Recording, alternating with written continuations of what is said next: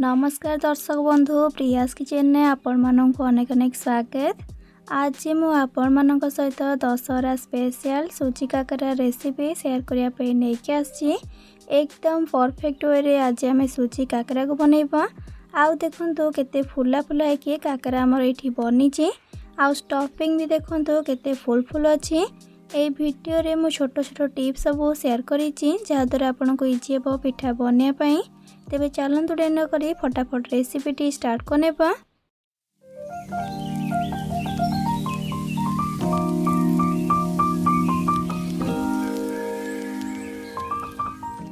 सुजी काकेरा बनिया पई प्रथमे गैस उपरे कड़े को बसेकी सेथिरे दउची 4 कप पानी।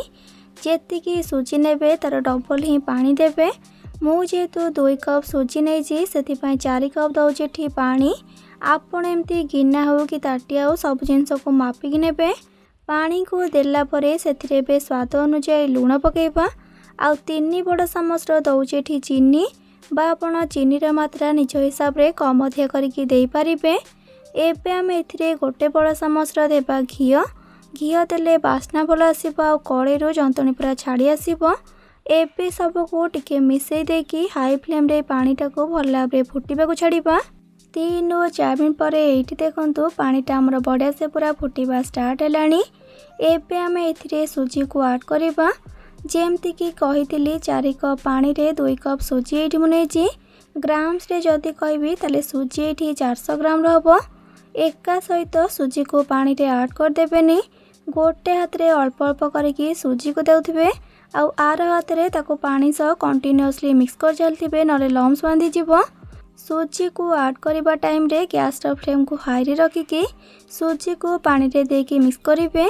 आउ कंटीन्यूअसली मिक्स कला परे आपण देखिबे एई परी सुजीटा पानी को अब्सॉर्ब करके बळिया आसीबो। सेते बेले आपण संगे संग गैस र फ्लेम को लो कर देबे। आउ ताको एमती मिक्स करके 2-3 मिनट खंडे जंतिबे। जेते बेले देखिबे जंतणी कड़ी रो पूरा छाड़ी आसीबो एई परिका आउ गोटे जगह रे जंतणीटा एकाठी हे जिवो ताले आपण जानिबे कि जंतणी हमर एठी रेडी गला। एबे को 10 मिनट पई कवर करनेबा जा द्वारा बांफरे आउ टिके से कुक हे जिवो। जंतणी ठंडा हेते भितरे चलंतु पूरा प्रस्तुत करिबा। सेथि पई कड़े को तळ को काढी देकी गैस ऊपर बसेबा पैन को आउ सेथिरे दउची 1 बड़ चामच रो गुड़ आउ 1 बड़ चामच रो दउची पानी। एबे सब को मिक्स कर देकी गुड़टा मेल्ट हेकी ताको फुटिबा को टिके छाड़ीबा हाई फ्लेम रे। आपण चाहिले गुड़ बदले चीनी मध्य नहीं पारिबे। आ गुड़ चीनी रो क्वांटिटी आपण हिसाब रे कम अधिया करि पारिबे। हाई फ्लेम रे 1-2 मिनट खंडे फुटिला परे गुड़टा हमर मेल्ट हेकी फुटी आसलानी। एबे हम एथिरे गोटे मीडियम साइज रो नड़िया कोरा को देबा। आउ ता सहित 1 छोट चामच रो गोलमरीच गुंड आउ 1 छोट चामच रो गुजराती गुंड पकेबा। आउ सब को भल भाबरे मिक्स करके मीडियम फ्लेम रे पाखापाखि 2-3 मिनट खंडे भाजीबा। 2-3 मिनट रो अधिक टाइम नड़िया पुर को भाजीबेनी कारण अधिक भाजी देले नड़िया पुरा हार्ड हे जिवो। सेति पई कम टाइम हे को भाजीबे। एठी देखंतु नड़िया पुरा हमर रेडी गला। एई परी हल्का हल्का मॉइस्चर थिबो तापरे आपण गैस रो फ्लेम को ऑफ करनेबे। एपटे देखंतु जंतणी टिके ठंडा गला परे ताको मु गोटे बड़ थाली को काढी देइची।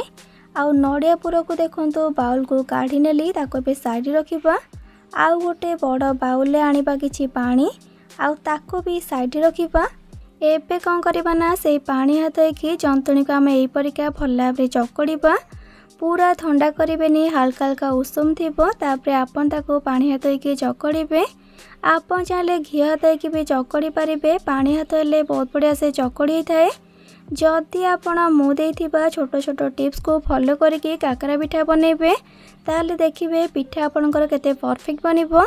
मेन जिनस होची पिठार जंतणी। जदि आपण भाग माप ठीक रखिकी सुजी को भल भाबरे जंती थिबे ताले पिठा तो आपनकर भल बनिबा आ तेल रे भी काकरा पिठा खोलिबनी। प्राय कौन होता है ना भल भाबरे सुजी को न जंती बा सुजी भल भाबरे न सिझी थिले आपण जदि पिठा बनेकी तेल रे देकी छाणती ताले से भांगी जिबार चांस थाए। एठी देखंतु अधिक जेतु सुजी ताको चकड़ी के गोटे बड़ गोला करके आ गोटे थाली को रखी नउची। आउ सेही सेम प्रोसेस रे पानी हाथ अल्प अल्प हेकी बाकी सब जंतणी को चक नेबा। आगरू भी मो पिठार बहुत सारा रेसिपी मो चैनल अपलोड करी आपण से सब वीडियो को देखिया चाहूले यही वीडियो तले थिबा डिस्क्रिप्शन बॉक्स रे तार लिंक सब को पाई परिबे।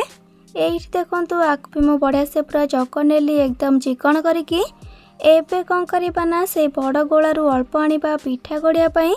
जेमती आपण छोट बड़ जो भी साइज रो पिठा बने पई चाहथिबे से हिसाब रे चकड़ा जंतणी को आनिबे आ पानी हाथ अल्प अल्प होगी पूरा चिकन करके गोल कर नेबे एकदम मंडा पिठा परिका। एइठी मु केमती करूची आपण वीडियो देखिकी जानि पारथिबे। हाथ रे गोल करिबा जदि आपण को प्रॉब्लम होथिबो ताहले आपण एमती थाली ऊपर रखिकी राउंड करके भल भाव गोल कर नेबे। एइठी देखंतु केते चिकन हेकी हमर गोल हे गला जंतणीटी।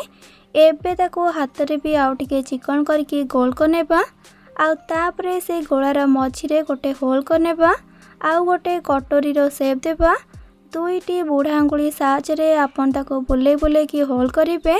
एइठी आपण वीडियो देखिकी जानि पारथिबे मु को परिका को बनैली। एई परिका कटोरी रो शेप देला परे एबे ता मझिरे नड़िया पुर को आनिकी देबा। 2 ରୁ 3 चामच आपण नड़िया पुर को आनिकी देबे।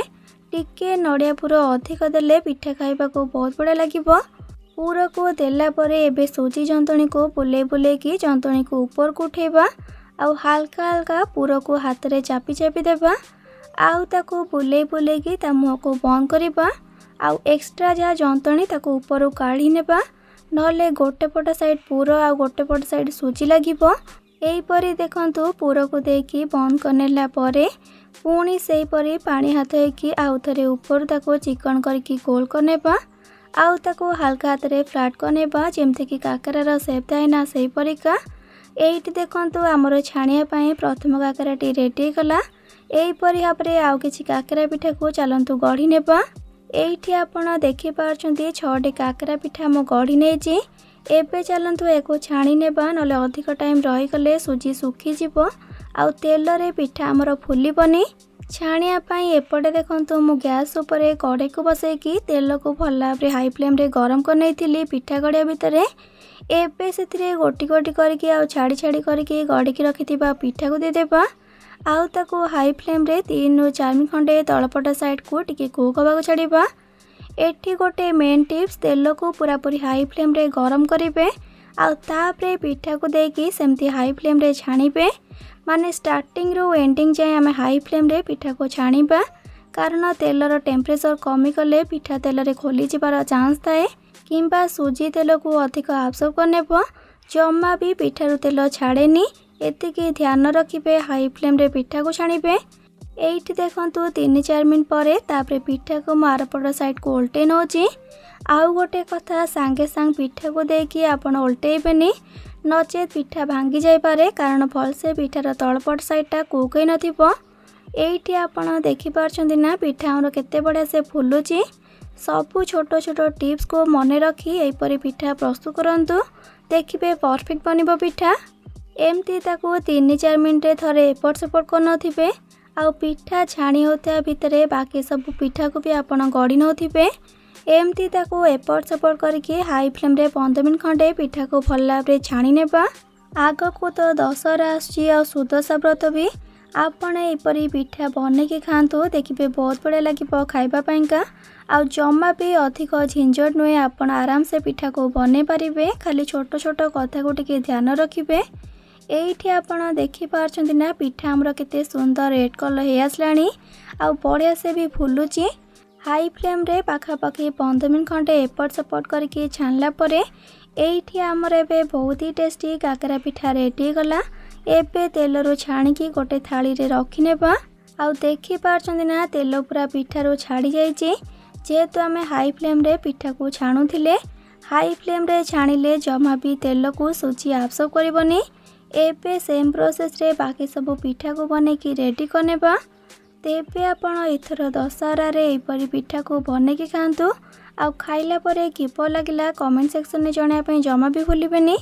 भल लागिथिले प्लीज वीडियो को लाइक शेयर और सब्सक्राइब करनेबे आउ पाखरे थिबा छोट bell icon all option click करिवे जादुरा मो अपलोड को थिया मो समस्त वीडियो नोटिफिकेशंस आपण सर्वप्रथम पाई परिबे। तेबे आज रोची पुणी आसबि नुआ एक रेसिपी नहीं कि से पर्यंत रही लव यू ऑल जय जगन्नाथ।